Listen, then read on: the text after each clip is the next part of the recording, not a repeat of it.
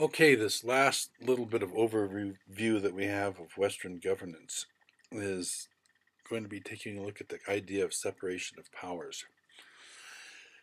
Um, One of the things that Aristotle established in his writings was this idea of the separation of powers, that you are able to have checks and balances so that no one function of government has more authority than the other, or one group of people within the government has more authority than others. And so he divided it into three parts: legislative function, that's the branch of government that makes the law. And when we take a look at that, the way we see that existing in today's world is we have parliament in countries in Europe, and we have the United States Congress. And we also have things like tribal councils and city councils and county commissions and state legislatures. And so this whole idea of this one group of people who makes the laws, who identifies what the laws are going to be, is separate from the people who execute the laws or administer the laws. And these people we would call the prime minister for in Europe or some other countries, president in the United States. They might be the mayor, they might be the governor in the state, mayor in the city. It might be a tribal chairman or a tribal president in a tribal situation.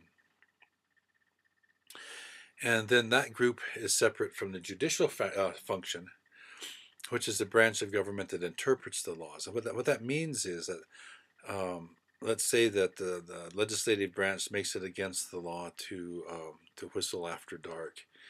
In the executive branch, the people that administer the law, that includes the police. So I get arrested for whistling after dark. They bring me before the court. It's the court that interprets whether the law applies to what I did or not. Was I whistling? Was there a reason I was whistling that's excluded, that's permitted by the law?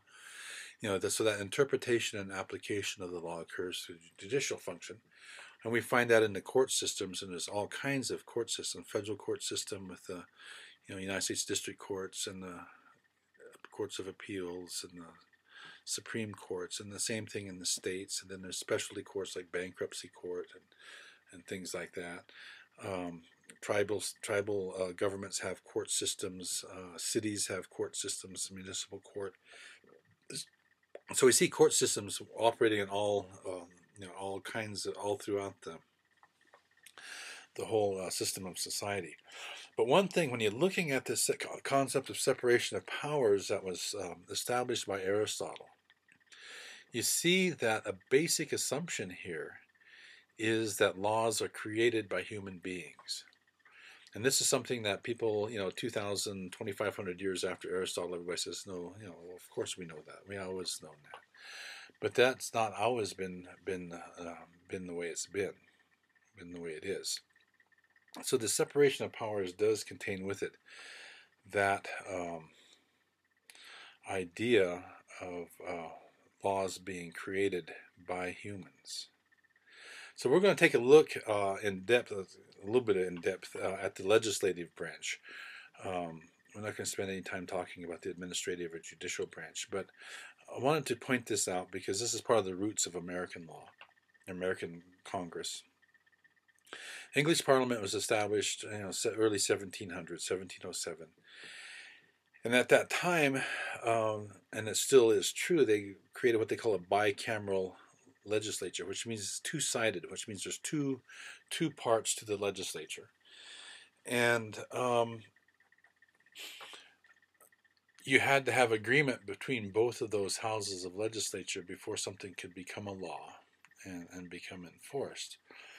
And so in the English Parliament, we have the House of Lords and the House of Commons. And the House of Lords are people who are appointed by the Prime Minister. There's no election of the House of Lords.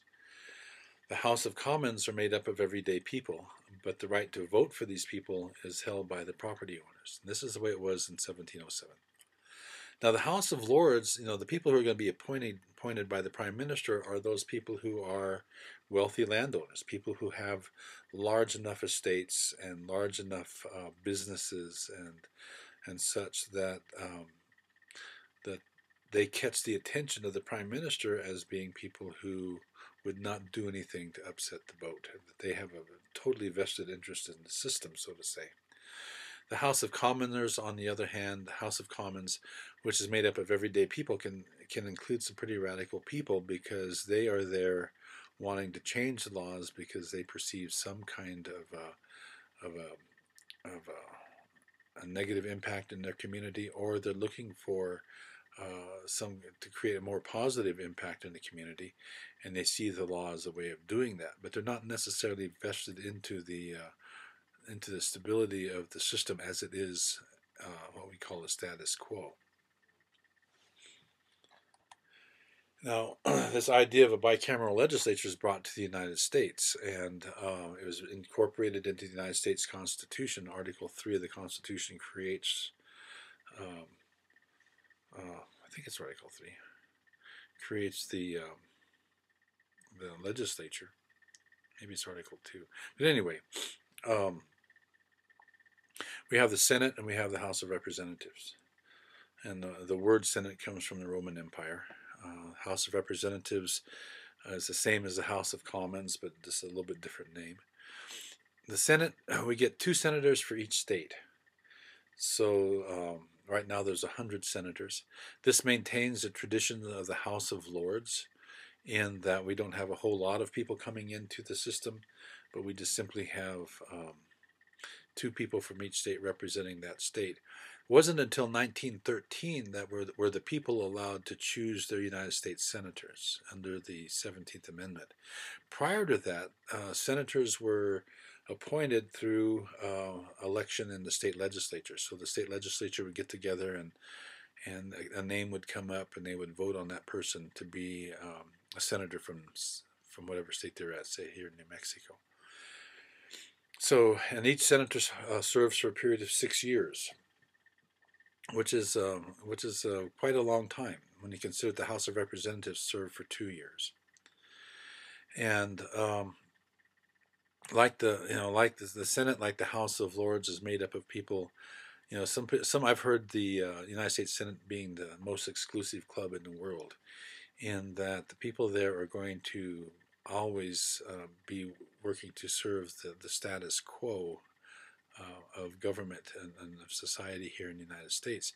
Whereas in the House of Representatives, you get people who are like the commoners and the House of Commons, who are wanting to make changes. We saw this last year, last election, with the Tea Party people coming in wanting to make some dramatic changes, changing the status quo, wanting things to be moved around and shuffled around and mixed up. And you see that on the right and the left. You've got people there who have all kinds of political views that may or may not be what a lot of people would consider mainstream, but they do represent their district, and the people of that district ask them to represent them there, so they do. Originally, the Constitution called for 1 representative for every 30,000 people, and when you're counting those 30,000 people under the original Constitution, you counted slaves as 3/5 of a person, and Indians not taxed as a certain percentage, I forgot which. In 1911, there was an act passed in Congress to limit the number of House of Representatives for 435. And that's where it is today. We just kind of reshuffle things around and move things around as the population increases, and we reapportion and determine who gets what based on reapportionment. So we have here in this roots of Western governance, we've got this idea of the bicameral legislature brought to the United States from England, and the whole parliamentary system in England was created as part of the development of the modern state in England, as they moved away from strictly monarchy and into a more modern liberal perspective, and they brought with them these ideas of Aristotle. So you can see that these 2 things in particular, citizenship, which is who participates in government, and this idea of separation of powers are two very, very important aspects in the roots of Western governance.